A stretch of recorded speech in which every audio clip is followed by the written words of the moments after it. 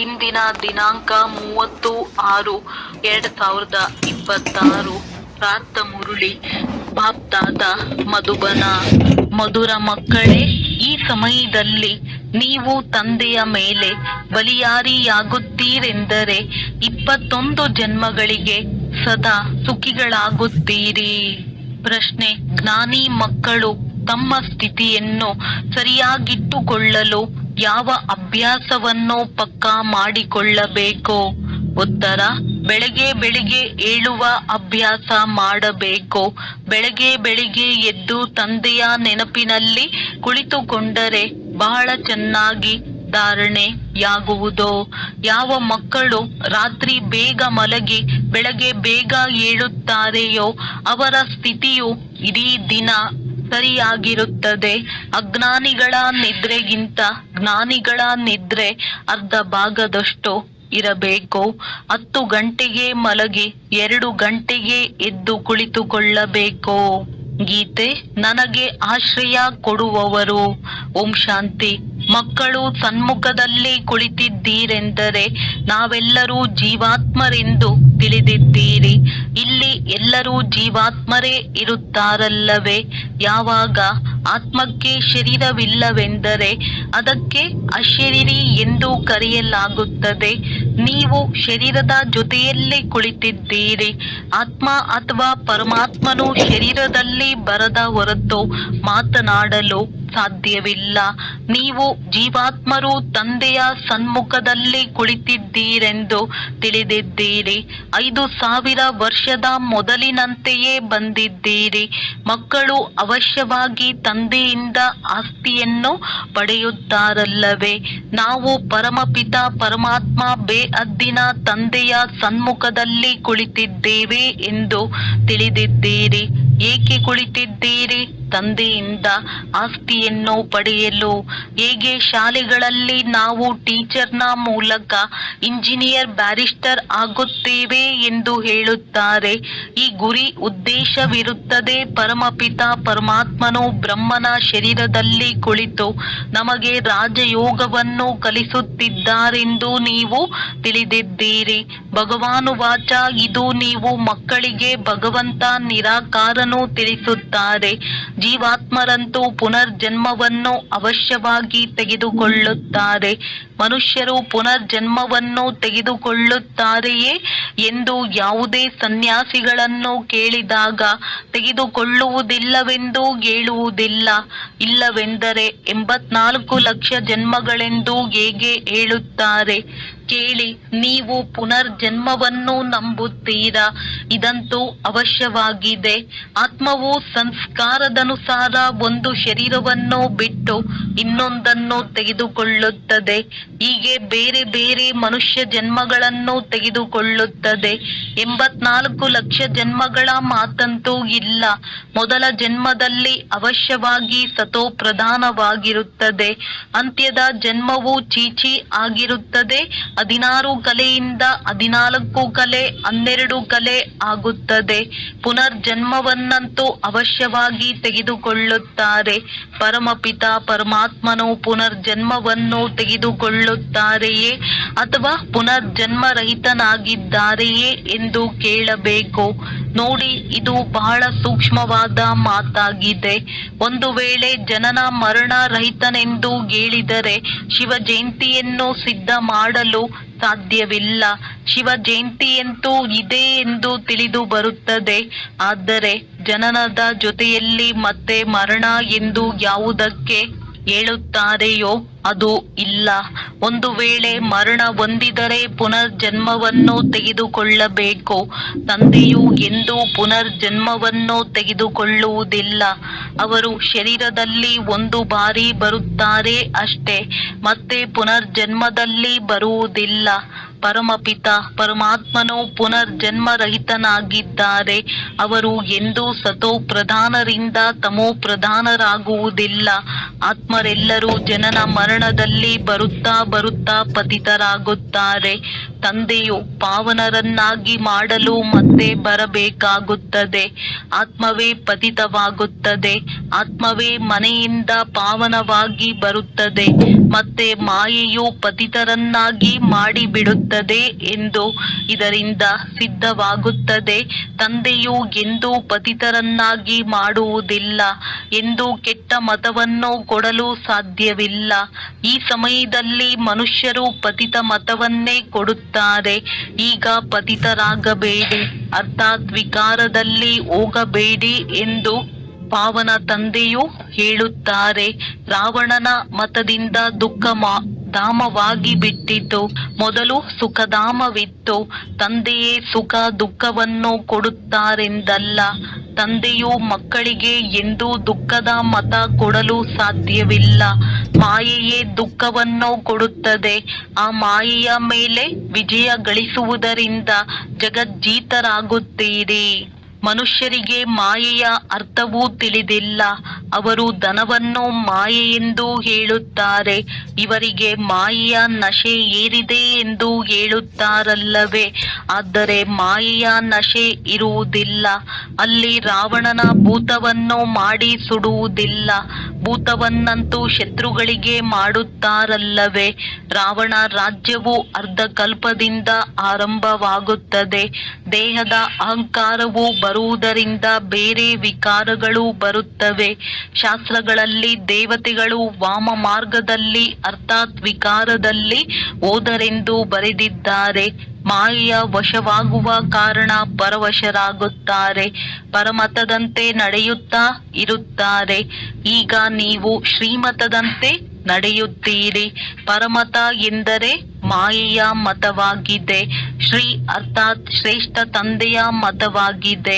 ಅದು ರಾವಣನ ಮತ ಪರಮತವಾಗಿದೆ.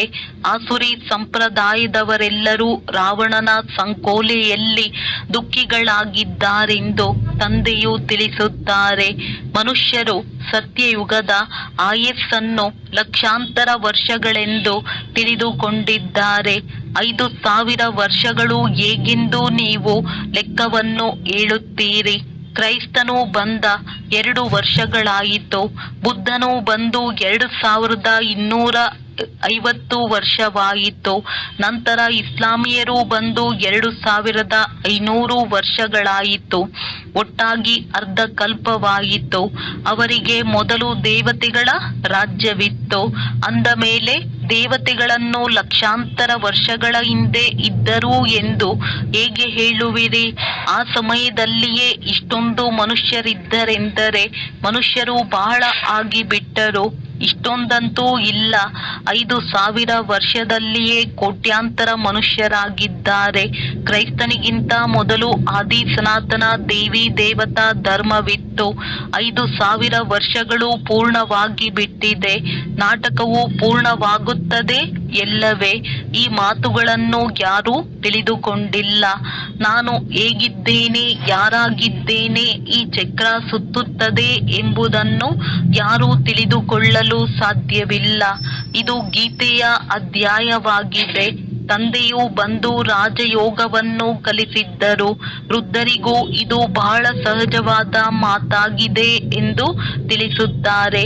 ಕೇವಲ ತಂದೆಯನ್ನು ಮತ್ತು ಆಸ್ತಿಯನ್ನು ನೆನಪು ಮಾಡಬೇಕಾಗಿದೆ.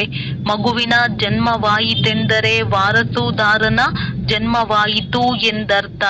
ಈಗ ನಾವೆಲ್ಲರೂ ತಂದೆಯ ವಾರಸುದಾರರಾಗಿದ್ದೇವೆಂದು ನೀವು ತಿಳಿದುಕೊಂಡಿದ್ದೀರಿ. 5,000 ವರ್ಷಗಳ ನಂತರ ಮತ್ತೆ ಮಿಲನ ಮಾಡಲು ಬಂದಿದ್ದೇವೆ. ಇದು ಬಹಳ ಗುಪ್ತವಾದ ಮಾತಾಗಿದೆ. ಮೊದಲು ಯಾವಾಗಲಾದರೂ ಮಿಲನ ಮಾಡಿದ್ದೀರಾ ಎಂದು ಕೇಳಿದಾಗ ಹೌದು ಬಾಬಾ ಎಂದು ಹೇಳುತ್ತಾರೆ. ನಾವು 5,000 ವರ್ಷದ ಹಿಂದೆ ಮಿಲನ ಮಾಡಿದ್ದೆವು ಎಂದು ಆತ್ಮವು ಈ ಮುಖದಿಂದ ಹೇಳುತ್ತದೆ. ನಾವು ತಂದೆಯಿಂದ ಬೇಅದ್ದಿನ ಆಸ್ತಿಯನ್ನು ತೆಗೆದುಕೊಳ್ಳಲು ಕುಳಿತಿದ್ದೇವೆಂದು ಮಕ್ಕಳು ಪಕ್ಕಾ ತಿಳಿದಿದ್ದೀರಿ. ನಾವು ಬ್ರಹ್ಮನ ಮೂಲಕ ಬೇಅದ್ದಿನ ತಂದೆಯ ಮಕ್ಕಳಾಗಿದ್ದೇವೆ. ನಾನು ನಿಮ್ಮ ತಂದೆಯಾಗಿದ್ದೇನೆಂದು ತಂದೆಯು ತಿಳಿಸುತ್ತಾರೆ. ನೀವು ಹೇಳುತ್ತೀರಿ, ಹೌದು ಬಾಬಾ, ನಾವೆಲ್ಲ ಆತ್ಮಗಳಿಗೆ ನೀವು ಪರಮಪಿತ ಪರಮಾತ್ಮನು ತಂದೆಯಾಗಿದ್ದೀರಿ. ನಿಮ್ಮೆಲ್ಲರನ್ನೂ ನಾನು ಸ್ವರ್ಗದಲ್ಲಿ ಕಳುಹಿಸಿದ್ದೆನು, ಆಸ್ತಿಯನ್ನು ಕೊಟ್ಟಿದ್ದೆನು. ಆದರೆ ಮಾಯೆಯು ಕಸಿದುಕೊಂಡು ಬಿಟ್ಟಿತು. ಪುನಃ ನಾನೀಗ ಕೊಡುತ್ತೇನೆಂದು ತಂದೆಯು ತಿಳಿಸುತ್ತಾರೆ. ಮಾಯೆಯು ಆಸ್ತಿಯನ್ನು ಕಸಿದುಕೊಳ್ಳುತ್ತದೆ, ತಂದೆಯು ಕೊಡುತ್ತಾರೆ. ಈ ಆಟ ಅನೇಕ ಬಾರಿ ಆಗಿ ಹೋಗಿದೆ, ಆಗುತ್ತಲೇ ಇರುತ್ತದೆ. ಇದರ ಅಂತ್ಯವಿಲ್ಲ. ಕೆಲವರು ತಂದೆಯ ಸ್ವಂತ ಮಕ್ಕಳಾಗುತ್ತಾರೆ, ಕೆಲವರು ಮಲತಾಯಿ ಮಕ್ಕಳಾಗುತ್ತಾರೆ. ಕಚ್ಚಾ ಪಕ್ಕಾ ಅಂತೂ ಇರುತ್ತಾರಲ್ಲವೇ? ಪಕ್ಕಾ ಇರುವ ಮಕ್ಕಳ ಮೇಲೂ ಕೆಲವೊಮ್ಮೆ ಮಾಯೆಯು ವಿಜಯ ಗಳಿಸುತ್ತದೆ. ಬಾಬಾ, ನಾವು ಎಲ್ಲಿಯವರೆಗೆ ಜೀವಿಸಿರುತ್ತೇವೆಯೋ ಅಲ್ಲಿಯವರೆಗೆ ಆಸ್ತಿಯನ್ನು ತೆಗೆದುಕೊಳ್ಳುತ್ತೇವೆಂದು ಹೇಳುತ್ತಾರೆ. ವಿಕರ್ಮಗಳ ಹೊರೆಯು ತಲೆಯ ಮೇಲೆ ಬಹಳ ಇದೆ. ಯಾರೆಷ್ಟು ನೆನಪಿನಲ್ಲಿರುತ್ತಾರೆಯೋ ಆ ಯೋಗಾಗ್ನಿಯಿಂದ ನೀವು ಪಾಪಾತ್ಮರಿಂದ ಪುಣ್ಯಾತ್ಮರಾಗಿ ಬಿಡುತ್ತೀರಿ. ಬೆಂಕಿ ವಸ್ತುವನ್ನು ಪವಿತ್ರವನ್ನಾಗಿ ಮಾಡಿಬಿಡುತ್ತದೆ. ನಿಮ್ಮದ್ದು ಯೋಗ ಅಗ್ನಿಯಾಗಿದೆ. ಇದು ಬೇಅದ್ದಿನ ಯಜ್ಞವಾಗಿದೆ. ಬೇಅದ್ದಿನ ಸೇಟು ಬೇಅದ್ದಿನ ಯಜ್ಞವನ್ನು ರಚನೆ ಮಾಡಿದ್ದಾರೆ. ಯಾವುದೇ ಯಜ್ಞವು ಇಷ್ಟು ವರ್ಷಗಳವರೆಗೆ ನಡೆಯುವುದಿಲ್ಲ. 7-8 ದಿನ ಅಥವಾ 1 ತಿಂಗಳ ಯಜ್ಞವನ್ನು ರಚಿಸುತ್ತಾರೆ. ನಿಮ್ಮ ಯಜ್ಞವಂತೂ ಎಷ್ಟು ವರ್ಷಗಳಿಂದ ನಡೆಯುತ್ತಾ ಬಂದಿದೆ. ತಂದೆಯಂತೂ ತಿಳಿಸುತ್ತಲೇ ಇರುತ್ತಾರೆ, ಮರೆಯಬೇಡಿ. ಕೇವಲ ನನ್ನನ್ನು ನೆನಪು ಮಾಡಿದರೆ ನಿಮ್ಮ ಜನ್ಮ ಜನ್ಮಾಂತರಗಳ ವಿಕರ್ಮದ ಹೊರೆ ತುಂಡಾಗುತ್ತಾ ಹೋಗುತ್ತದೆ ಎಂದು ತಿಳಿಸುತ್ತಾರೆ. ಭಗವಾನುವಾಚ, ನೀವು ತಂದೆಯಾದ ನನ್ನನ್ನು ನೆನಪು ಮಾಡಿ. ಅವಶ್ಯವಾಗಿ ಬಂದಿದ್ದಾರೆ, ಆದ್ದರಿಂದಲೇ ಹೇಳುತ್ತಾರಲ್ಲವೇ, ನೀವೀಗ ಹಿಂತಿರುಗಿ ಹೋಗಬೇಕಾಗಿದೆ. ನಿಮ್ಮ ಆತ್ಮವು ಈಗ ಬಹಳ ಪತಿತವಾಗಿದೆ. ಯೋಗದಿಂದ ನಾವು ಪಾವನರಾಗುತ್ತೇವೆಂದು ನೀವು ತಿಳಿದಿದ್ದೀರಿ. ನೀವು ಬಂದಾಗ ಬೇರೆಲ್ಲ ಸಂಘವನ್ನು ಬಿಟ್ಟು ನಿಮ್ಮ ಸಂಘವನ್ನೇ ಮಾಡುತ್ತೇವೆ. ನಿಮ್ಮ ಮೇಲೆಯೇ ಬಲಿಯಾರಿಯಾಗುತ್ತೇವೆಂದು ಪ್ರತಿಜ್ಞೆ ಮಾಡಿದ್ದೀರಿ. ಸ್ತ್ರೀ ಪುರುಷನ ಮೇಲೆ, ಪುರುಷನು ಸ್ತ್ರೀಯ ಮೇಲೆ ಬಲಿಯಾರಿಯಾಗುತ್ತಾರೆ. ಇಲ್ಲಂತೂ ತಂದೆಯ ಮೇಲೆ ಬಲಿಯಾರಿಯಾಗಬೇಕಾಗಿದೆ. ವಿವಾಹದಲ್ಲಿ ಒಬ್ಬರ ಮೇಲೆ ಒಬ್ಬರು ಬಲಿಯಾರಿಯಾಗುತ್ತಾರೆ. ಇಲ್ಲಂತೂ ಮನುಷ್ಯರ ಮೇಲೆ ಬಲಿಯಾರಿಯಾಗಬಾರದು ಎಂದು ತಂದೆಯು ತಿಳಿಸುತ್ತಾರೆ. ನಿಮ್ಮ ಮೇಲೆಯೇ ಬಲಿಯಾರಿಯಾಗುತ್ತೇನೆಂದು ನಿಮ್ಮ ಪ್ರತಿಜ್ಞೆಯಾಗಿದೆ. ನೀವು ನನ್ನ ಮೇಲೆ ಬಲಿಯಾರಿಯಾದರೆ ನಾನು 21 ಜನ್ಮಗಳಲ್ಲಿ ಸುಖಿಯನ್ನಾಗಿ ಮಾಡುತ್ತೇನೆ. ಇದು ಎಷ್ಟು ದೊಡ್ಡ ಆಸ್ತಿಯಾಗಿದೆ. ಶ್ರೀಮತದಿಂದ ನೀವು ಶ್ರೇಷ್ಠರಾಗುತ್ತೀರಿ. ಇದನ್ನು ಮರೆಯಬೇಡಿ. ಲಕ್ಷ್ಮೀನಾರಾಯಣರ ಚಿತ್ರವನ್ನೂ ಸಹ ಮನೆಯಲ್ಲಿಡಬೇಕು. ನಾವು ತಂದೆಯಿಂದ ಆಸ್ತಿಯನ್ನು ತೆಗೆದುಕೊಳ್ಳುತ್ತಿದ್ದೇವೆ. ತಂದೆಯು ಪರಮಧಾಮದಿಂದ ಬಂದಿದ್ದಾರೆ. ಆದರೆ ಮಾಯಾ ಅದು ಸಹ ಕಡಿಮೆ ಏನಿಲ್ಲ. ಎಲ್ಲರ ಮಾತಲ್ಲ, ಆದರೆ ನಂಬರ್ ವಾರ್ ಆಗಿದೆ. ನಾವು ತಂದೆಯಿಂದ ಆಸ್ತಿಯನ್ನು ಪಡೆಯುತ್ತೇವೆ ಎಂಬುದನ್ನು ಕೆಲವರಂತೂ ಒಂದೇ ಸಾರಿ ಮರೆತು ಹೋಗುತ್ತಾರೆ. ಇಲ್ಲಿ ಕುಳಿತಿರುವಾಗ ನಶೆ ಏರುವುದು, ಇಲ್ಲಿಂದ ಹೋದರೆಂದರೆ ಮರೆತು ಹೋಗುತ್ತಾರೆ. ನಂತರ ಬೆಳಗ್ಗೆ ರಿಫ್ರೆಶ್ ಆಗುತ್ತಾರೆ, ಪುನಃ ಇಡೀ ದಿನ ಮರೆತು ಹೋಗುತ್ತಾರೆ. 4-5 ವರ್ಷಗಳು ಚೆನ್ನಾಗಿ ಸೇವೆ ಮಾಡುವವರೂ ಸಹ ಈಗ ಇಲ್ಲ. ಏನೋ ಉಲ್ಲಂಘನೆ ಮಾಡಿರುವ ಕಾರಣ ಅವರ ಕೆನ್ನೆಗೆ ಮಾಯೆಯು ಪೆಟ್ಟು ಕೊಟ್ಟಿರಬೇಕು. ಏರಿದರೆ ವೈಕುಂಠ ರಸ ಏರಬಹುದು, ಬಿದ್ದರೆಂದರೆ ಚಕುನಾಚೂರ್ ಆಗುತ್ತಾರೆ. ಹೇಗೆ ಚಕುನಾಚೂರ್ ಆಗುತ್ತಾರೆಂದು ನೀವು ತಿಳಿಯುತ್ತೀರಿ. ವೈಕುಂಠದಲ್ಲಂತೂ ಬರುತ್ತಾರೆ, ಆದರೆ ಪದವಿಯು ನಂಬರ್ ವಾರ್ ಇದೆಯಲ್ಲವೇ? ಬಲೆ, ಅಲ್ಲಿ ಎಲ್ಲರೂ ಸುಖಿಯಾಗಿರುತ್ತಾರೆ, ಆದರೆ ಪದವಿಗಳಿದೆಯಲ್ಲವೇ? ಶಾಲೆಯಲ್ಲಿ ಪದವಿಯನ್ನು ಪಡೆಯಬೇಕೆಂದು ಪುರುಷಾರ್ಥ ಮಾಡುತ್ತಾರೆ. ಪ್ರಜೆಗಳಾದರೆ ಸಾಕು, ಅದೃಷ್ಟದಲ್ಲಿದ್ದರೆ ಆಗುತ್ತದೆ ಎಂದಲ್ಲ. ಇದಕ್ಕೆ ತಮೋ ಪ್ರಧಾನ ಪುರುಷಾರ್ಥವೆಂದು ಹೇಳಲಾಗುತ್ತದೆ. ಯಾರು ತಂದೆಯಿಂದ ಪೂರ್ಣ ಆಸ್ತಿಯನ್ನು ಪಡೆಯುವ ಪ್ರತಿಜ್ಞೆ ಮಾಡುತ್ತಾರೆಯೋ ಅವರು ಸತೋ ಪ್ರಧಾನರೆಂದು ಹೇಳುತ್ತಾರೆ. ಇದಂತೂ ಕುದುರೆಯ ಓಟವಾಗಿದೆ. ಎಲ್ಲರೂ ನಂಬರ್ 1 ಆಗಲು ಸಾಧ್ಯವಿಲ್ಲ. ಇದು ಮನುಷ್ಯರ ಓಟವಾಗಿದೆ. ನೀವು ಶಿವ ತಂದೆಯ ಕೊರಳಿನ ಮಾಲೆಯಲ್ಲಿ ಉಣಿಸಲ್ಪಡಬೇಕೆಂದು ಬಯಸುತ್ತೀರಿ. ಅಂದ ಮೇಲೆ ಅವರನ್ನು ನೆನಪು ಮಾಡಬೇಕಲ್ಲವೇ? ಎಲ್ಲವೂ ನೆನಪಿನ ಮೇಲೆ ಆಧಾರಿತವಾಗಿದೆ. ಮಾಯೆಯು ವಿಘ್ನ ಹಾಕಿತೆಂದರೆ ಒಮ್ಮೆಲೆ ಓಟದಿಂದ ತೆಗೆದು ಬಿಡುತ್ತದೆ. ನಿಮ್ಮದು ಮನುಷ್ಯರ ಓಟವಾಗಿದೆ. ನಾವು ಬಹಳ ದುಃಖಿಗಳಾಗಿದ್ದೇವೆ. ಶರೀರವನ್ನು ತೆಗೆದುಕೊಳ್ಳುತ್ತಾ ಸುಸ್ತಾಗಿದ್ದೇವೆ. ಈಗ ತಂದೆಯ ಬಳಿ ಹೋಗಬೇಕಾಗಿದೆ ಎಂದು ಆತ್ಮವು ಹೇಳುತ್ತದೆ. ತಂದೆಯು ಎಷ್ಟೊಂದು ಯುಕ್ತಿಗಳನ್ನು ತಿಳಿಸಿದ್ದಾರೆ. ಬಾಬಾ, ನಾವು ನಿಮ್ಮ ನೆನಪಿನಲ್ಲಿರುತ್ತೇವೆ. ನೆನಪಿನಲ್ಲಿರಲು ಎಷ್ಟು ಸಮಯ ಸಾಧ್ಯವಾಗುತ್ತದೆಯೋ ಅಷ್ಟು ಒಳ್ಳೆಯದು. ಸರ್ಕಾರಿ ಕೆಲಸಕ್ಕೆ 8 ಗಂಟೆಗಳ ಕಾಲ ಕೊಡುತ್ತೀರಿ. ಹಾಗೆಯೇ ನೆನಪಿನಲ್ಲಿಯೂ 8 ಗಂಟೆಗಳ ಕಾಲ ಕೊಡಬೇಕಾಗಿದೆ. ಸೃಷ್ಟಿಯನ್ನು ಸ್ವರ್ಗ ಮಾಡುವುದು ಎಷ್ಟು ದೊಡ್ಡ ಸೇವೆಯಾಗಿದೆ. ಕೇವಲ ತಂದೆ ಮತ್ತು ಸುಖಧಾಮವನ್ನು ನೆನಪು ಮಾಡಿ 8 ಗಂಟೆಗಳ ಸೇವೆ ಮಾಡುತ್ತೀರೆಂದರೆ ಪೂರ್ಣ ಆಸ್ತಿಯನ್ನು ಪಡೆದು ಬಿಡುವಿರಿ. ಈ ರೀತಿ ನೆನಪು ಮಾಡುತ್ತಾ ನಿಮ್ಮ ವಿಕರ್ಮಗಳು ವಿನಾಶವಾಗುತ್ತದೆ.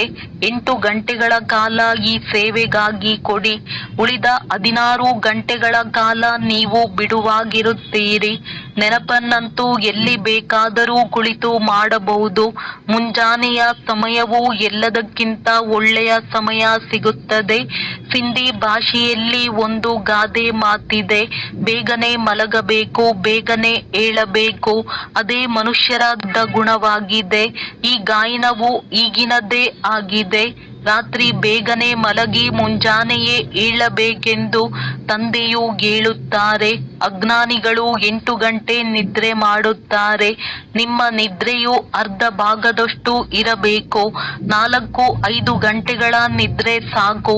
ನೀವಂತೂ ಕರ್ಮ ಯೋಗಿಗಳಲ್ಲವೇ? ರಾತ್ರಿ 10 ಗಂಟೆಗೆ ಮಲಗಿ ಬೆಳಗ್ಗೆ 2 ಗಂಟೆಗೆ ಏಳಬೇಕು. ಶಿವ ತಂದೆಯನ್ನು ನೆನಪು ಮಾಡುವುದರಿಂದ ನಿಮಗೆ ಬಹಳ ಸಂಪಾದನೆಯಾಗುತ್ತದೆ. ನಿಮಗೆ ಆರೋಗ್ಯ, ಸಂಪತ್ತು 2 ಸಿಗುತ್ತದೆ. ಒಳ್ಳೆಯದು. 2 ಗಂಟೆಗೆ ಇಲ್ಲವೆಂದರೆ 3 ಗಂಟೆಗೆ ಹೇಳಿ, 4 ಗಂಟೆಗೆ ಎದ್ದೇಳಿ. ಇದು ಫಸ್ಟ್ ಕ್ಲಾಸ್ ಸಮಯವಾಗಿದೆ. ಶಾಂತಿ ಇರುತ್ತದೆ. ಎಲ್ಲರೂ ಅಶರೀರಿಗಳಾಗಿರುತ್ತಾರೆ. ಆ ಸಮಯದಲ್ಲಿ ಸನಾಟ ಶಾಂತಿ ಇರುತ್ತದೆ.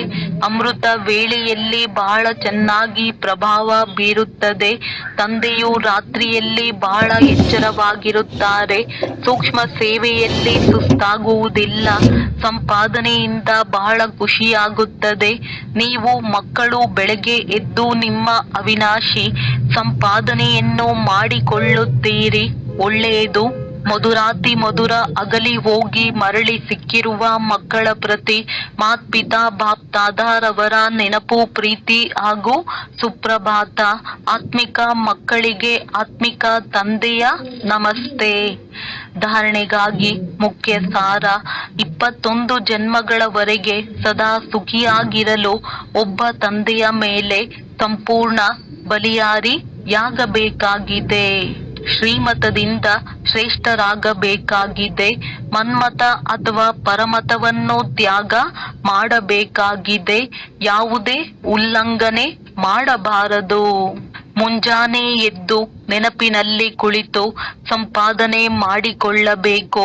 ಸೃಷ್ಟಿಯನ್ನು ಸ್ವರ್ಗವನ್ನಾಗಿ ಮಾಡುವ ಸೇವೆಯಲ್ಲಿ ಕೊನೆ ಪಕ್ಷ 8 ಗಂಟೆಗಳ ಕಾಲ ಅವಶ್ಯವಾಗಿ ಕೊಡಬೇಕು. ವರದಾನ.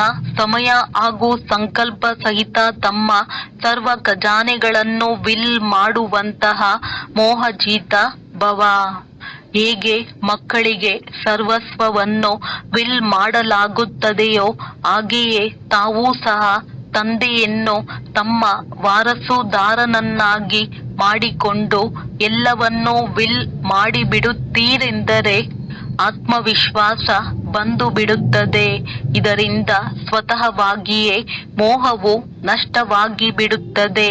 ಹೇಗೆ ಸಾಕಾರ ತಂದೆಯವರು ತನ್ನನ್ನು ಸಂಪೂರ್ಣವಾಗಿ ವಿಲ್ ಮಾಡಿದರು, ಹಾಗೆಯೇ ತಮ್ಮ ಸ್ಮೃತಿ, ಸಮಯ ಹಾಗೂ ಸಂಕಲ್ಪಗಳ ಖಜಾನೆ ಏನಿದೆಯೋ ಅದನ್ನು ವಿಲ್ ಮಾಡಿರಿ, ಅರ್ಥಾತ್ ಶ್ರೀಮತದನುಸಾರ ಸೇವೆಗಳಲ್ಲಿ ಉಪಯೋಗಿಸುತ್ತೀರೆಂದರೆ ಮೋಹಜಿತ್ ಬಂಧನ ಮುಕ್ತರು ಆಗಿಬಿಡುತ್ತೀರಿ. ಸ್ಲೋಗನ್: ಒಬ್ಬರಿನ್ನೊಬ್ಬರ ಸ್ನೇಹಿ ಆಗುವುದಕ್ಕಾಗಿ ಸರಳತೆ ಹಾಗೂ ಸಹನಶೀಲತೆಯ ಗುಣವನ್ನು ಧಾರಣೆ ಮಾಡಿಕೊಳ್ಳಿರಿ. ಅವ್ಯಕ್ತ ಸೂಚನೆಗಳು: ಸದಾ ಹರ್ಷಿತರಾಗಿರಲು ತಮ್ಮ ಸ್ವಭಾವವನ್ನು ಸರಳ ಮಾಡಿಕೊಳ್ಳಿರಿ, ಸಹನಶೀಲರಾಗಿರಿ. ಬಾಪ್ ದಾದಾರವರ ವರದಾನವಾಗಿದೆ, ಸದಾ ಖುಷಿಯಾಗಿರಿ, ಖುಷಿಯ ಖಜಾನೆ ಹಂಚಿ, ಖುಷಿಯ ಅಲೆ ಸರ್ವರಲ್ಲಿ ಹರಡಿಸಿ. ನಿಮ್ಮ ಮುಖದಲ್ಲಿ ಸದಾ ಖುಷಿಯ ಮುಗುಳ್ನಗೆ ಹೊಳೆಯುತ್ತಿರಲಿ. ಈ ರೀತಿ ಹರ್ಷಿತ ಮುಖಿಯಾಗಿರಿ. ಇದಕ್ಕಾಗಿ ಮಾತಿನಲ್ಲಿ ಮಧುರತೆ, ಸಂತುಷ್ಟತೆ, ಸರಳತೆಯ ನವೀನತೆ ಅವಶ್ಯವಿರಲಿ. ಬ್ರಾಹ್ಮಣ ಆತ್ಮರ ಮಾತು ಸಾಧಾರಣ ಮಾತಾಗಿರಬಾರದು. ಪ್ರತಿ ಕರ್ಮದಲ್ಲಿ ಇಂತಹ ನವೀನತೆ ಇರಲಿ. ಪ್ರತಿಯೊಬ್ಬರೂ ಅವರಿಂದ ಪ್ರಾಪ್ತಿಯ ಅನುಭವ ಮಾಡಲಿ. ಒಳ್ಳೆಯದು. ಓಂ ಶಾಂತಿ. ಓಂ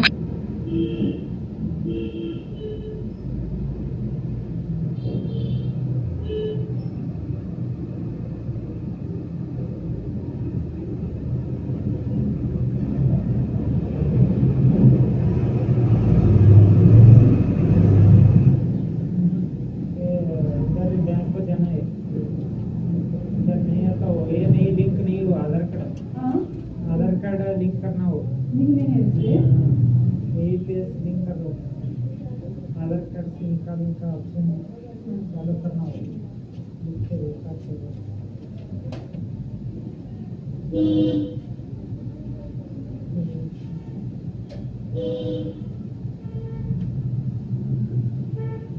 एक साल तो करे थी, एक साल वगैरह अंदर मैंने एक साल करे थे, एक साल बाद तो करा पूरी कर नहीं वो अभी एक कलर लिंक करता हूँ, वो है करना।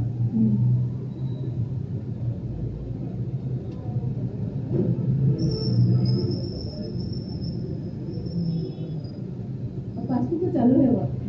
हाँ चालू रहता है, ये चालू करना हो ऑप्शन, आधार कार्ड से पैसा निकालने का ऑप्शन रहता हो, वो चालू। तो आधार कार्ड से काढणे आता, हाँ त्याचा बैंक से काढणे आता ती हाँ कहते हैं 10